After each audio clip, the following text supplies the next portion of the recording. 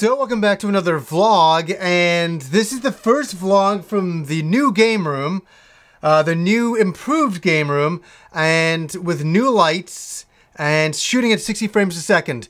Total experiment. I don't know if this video will look good or if I need to change my lighting setup. I can never. Here's the problem: when I went to 60 frames a second to test this out, you need more light.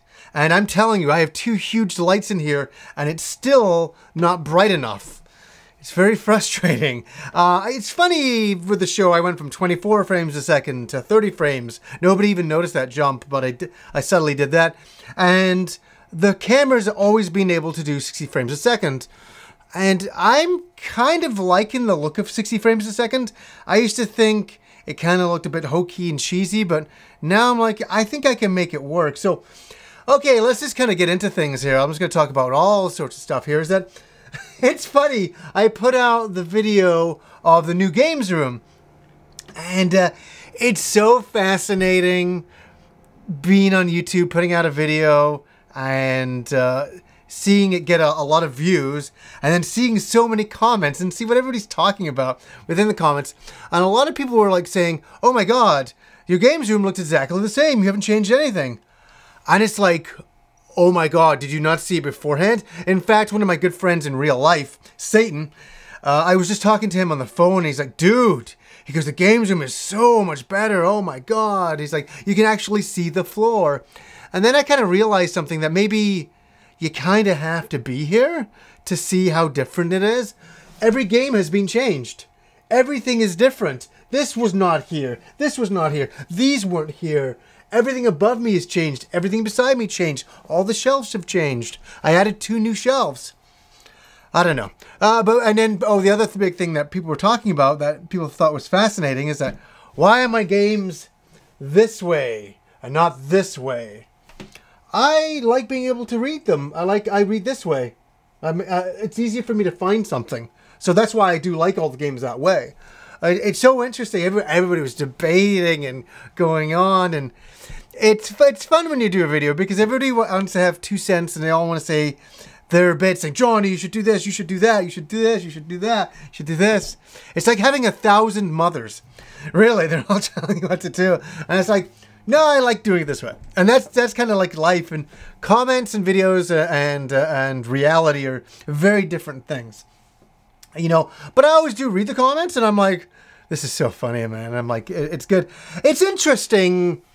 Since the early days of myself doing the show, when I do an episode and I get a couple thousand views, which I'm, you know, back then I was happy about. I'd still be happy about that now.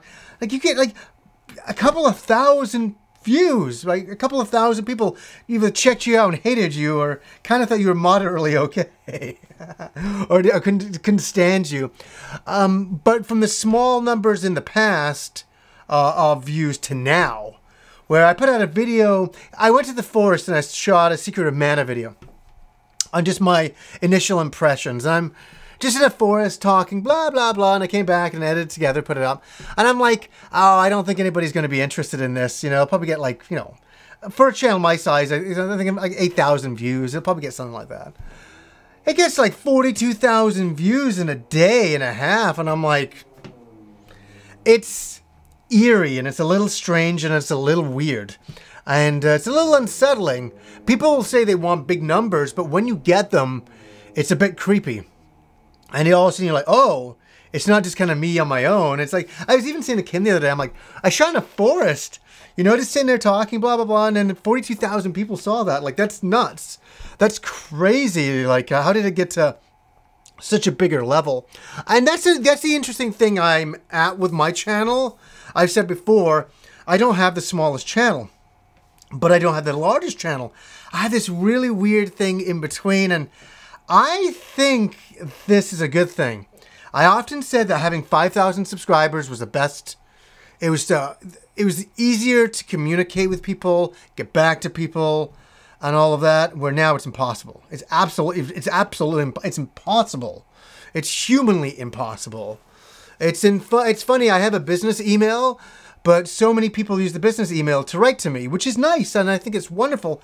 But oh my God, it adds a lot of stress because, like, you get like people writing paragraphs to you, and they want a response to you, you know, and they're really sometimes really nice mails, emails, and you're just like, it's very hard to respond. And then you come off looking like an asshole when you don't or you can't. So it's a fine line. It's weirder when the show gets bigger. 5,000, as I said, was great. I could manage that.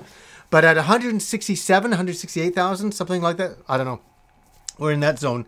Now, it's funny how videos go a little bit bigger and all of that. But, you know, the process is still the same in front of the camera. Nothing changes here for talking and kind of getting into stuff and all of that. And to be honest with you, I do a very basic, fun show for me. And I'm saying fun for me. You know, I'm just trying to keep it entertaining for me. I went and shot in a forest to entertain me. You know what I mean? Obviously, I had to get out of here because it was nuts. But when I went to film that Secret Manor thing, that was a fun little experience. I really enjoyed that afternoon going out and doing that sort of thing. And you know what? Maybe this summer I'll do a lot more vlogs outside. I'll bring the camera with me and I'll just go by the water or something one day and just talk and try to have a bit of fun and think of things like that. So that'd be really cool. I like doing the vlogs, and my thing is I would do more vlogs, but I just like, sometimes there's absolutely nothing to talk about. I'd rather wait till there is some stuff that's kind of interesting and all that. One thing I do want to say, some of the best episodes I've ever done are coming out in the next few months. I mean, the ones and how I'm meaning ones I'm proud of and ones that really mean something to me. I think I say this a lot, but I've written all the next episodes out for like Sunday episodes, which are really my kind of premiere-y episodes. They're not just like news stories or things like that. And they're so good. I'm like, oh, these are good. I'm working on the other room. And I'm like, everybody's really going to enjoy this. And I'm going out of my way, capturing footage for, you know, I don't even know how many games it was, like 10 plus games. Just piecing it all together, and it's a lot of fun. And I'm trying to get more people on the show. I'm trying to get Rob on the show as much as I can, Kim on the show, and I'm pushing everybody. You don't understand it, but it's like, oh, these guys need to be on the show more. It's like, it's kind of like not that easy. It's not that easy. Here's another example. Kim is going out on Saturday night. She's going to see a girlfriend of hers and hang out and have some girl time. And so I'm like, okay, cool. I've got the place to myself here. It's like, what the fuck am I going to do with my night? And I'm like, okay, hey. I'm like, yes, I'll do something that I really want to do. I'll do a Dungeons and Dragons game. Yeah. And I'm like, yes, I can do like a whole thing. And then all of a sudden I'm like going through everything. And I'm like, oh, this person is working that night. Oh, this person is doing this. Oh, I won't be able to get this person, blah, blah, blah, because they're having a second kid and they're really busy with that. Oh, I can't. And all of a sudden, I can't do it. And I'm like, so deflated. I'm like,